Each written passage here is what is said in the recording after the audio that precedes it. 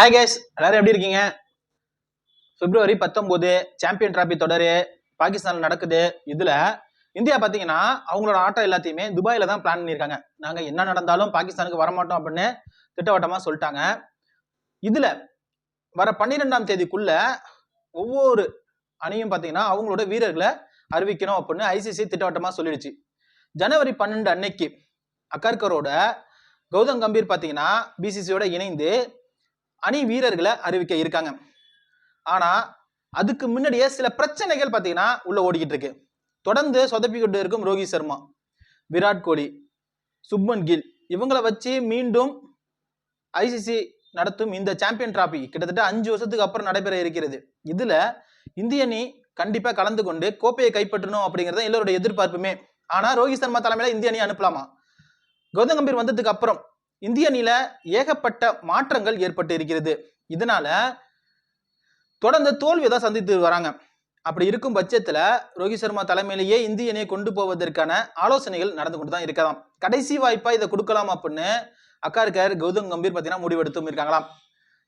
ரோஹித் சர்மா கேப்டனா செயல்பட இருக்காராம். துணை கேப்டனா பும்ராவுக்கு வாய்ப்பு கொடுக்கலாம் அப்படின்னு இருந்த பட்சத்துல தற்போது ஆஸ்திரேலியாவுக்கு எதிரான கடைசி டெஸ்ட் போட்டியில பும்ரா காயம் ஏற்பட்டதுனால அவரு இப்ப வர இருக்கக்கூடிய இங்கிலாந்துக்கு எதிரான தொடர்லையும் விளையாட போறது இல்ல.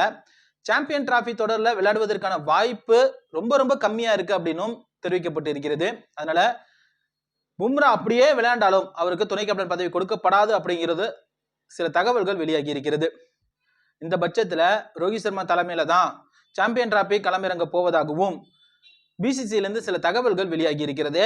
அப்படி களமிறங்க போற சில வீரர்கள் தான் அந்த 15 பேர் சொன்னோம்ல, அந்த குழு செலக்ட் பண்ணக்கூடிய அந்த 15 வீரர்கள் யாராருன்னு பார்த்தோம்னா ரோஹித் சர்மா, சுப்மன் கில், விராட் கோலி, ஜெய்ஸ்வால், KL ராகுல், ரிஷப் பண்ட், சஞ்சு சாம்சன் சேர்க்கலாம் அப்படிங்கிற தீவிர ஆலோசனை போயிட்டு இருக்கு. கௌதம் கம்பீர் தான் சாம்சனை சேர்க்கலாம் அப்படின்னு ரொம்பவே பிடிவாதமா இருக்காரு. ஆனா ஏற்கனவே 2 விக்கெட் கீப்பர் இருக்கிறதுனால சாம்சனை சேர்க்கறதுக்கு ரொம்பவே யோசிச்சுக்கிட்டு இருக்காங்க பிசிசிஐ.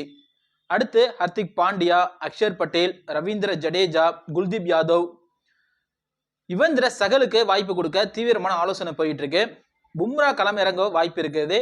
நீண்ட நாட்களா காயத்துல இருந்த முகமது சமிக்கும் இந்த சாம்பியன் டிராபி தொடர்ல வாய்ப்பு கொடுக்க இருக்கிறாங்க. ஏன்னா அவரு காயத்திலிருந்து முழுமையா குணம் அடைந்து விட்டதுனால சாம்பியன் டிராபி தொடர்ல முகமது சமி களம் இறங்க இருக்காரு. முகமது சிராஜ், ரித்திஷ் ராணா, ஹர்தீப் சிங் இந்த வீரர்கள் பாத்தீங்கன்னா சாம்பியன் டிராபி தொடர்ல அந்த 15 பேர் கொண்ட குழுவுல இடம்பெற்று இருக்காங்க. வர 12ஆம் தேதி இந்த செலக்ட் செய்யப்படக்கூடிய அந்த 16 வீரர்களுக்கான பட்டியல் வெளியிடப்படும்.